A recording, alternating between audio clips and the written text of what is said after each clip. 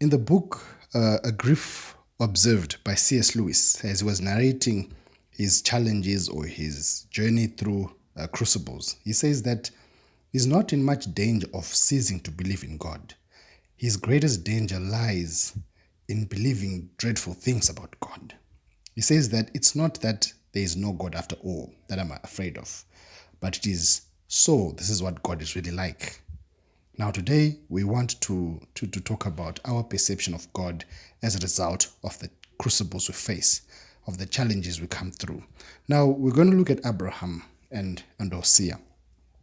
Abraham was in the sunset of his life and in his old age, and he was resting, also preparing to rest with his fathers.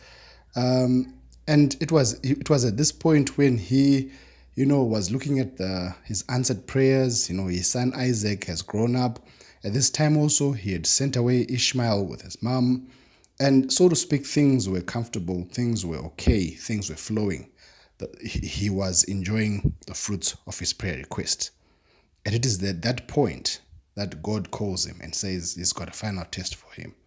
He asks Abraham to sacrifice his son, his only son, the one whom he loves.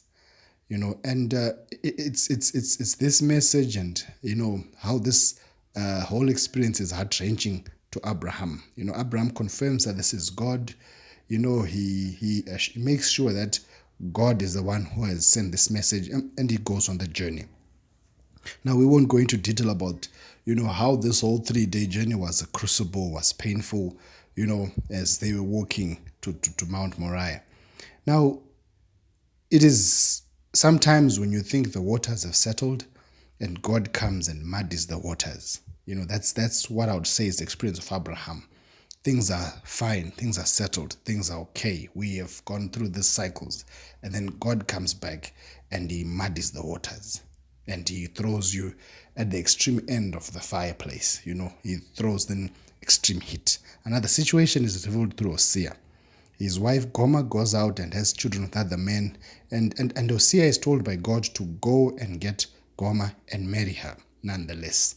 And in describing this process, Hosea chapter 2 says that God was going to take away the wine, he's going to take away the grain, he's going to take away even the robes that Gomer was wearing, because Gomer had forgotten that God had given her all those things.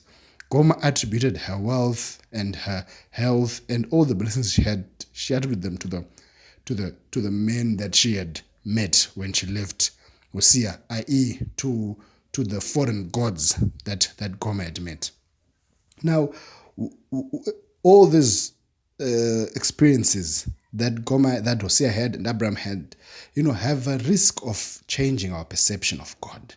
We run a big risk of wondering, okay, so God is a cruel God. Okay, so God is like this. He blocks my way, with thorns, as what God did to Gomer. He shuts me in. He closes me in so that I won't be able to go out. God says to Gomer, I'm going to take you and throw you into the wilderness, and I'll talk to you in the wilderness. All these experiences seem to exert a lot of heat on us in our Christian journey, and we run the risk of having a wrong perception of God. Now, how are we supposed to handle this? Now, Job gives us 3 ways of dealing with our perception of God during crucibles. He says the first one, Job accepts his helplessness and recognizes that he has no claim to anything. That's when he says, naked I came from my mother's womb, and naked will I depart. So Job is saying, I'm helpless and I have no claim to anything. Everything has been given to me and God has taken everything. The second thing is that Job acknowledges that God is still in total control.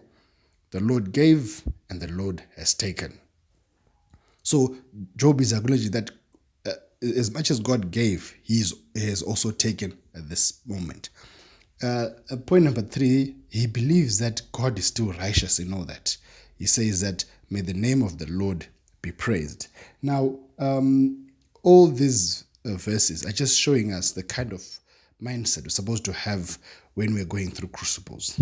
In conclusion, Paul says in 1 Corinthians chapter 1, we ought to comfort other people through the comfort we received from God.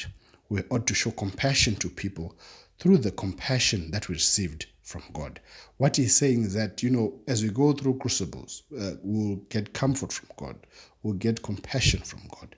We also need to extend that comfort and compassion to other people who are going through such difficult times. We can then conclusively say we're just clay in the potter's hands. May the Lord add the blessing to the reading of his word. Amen.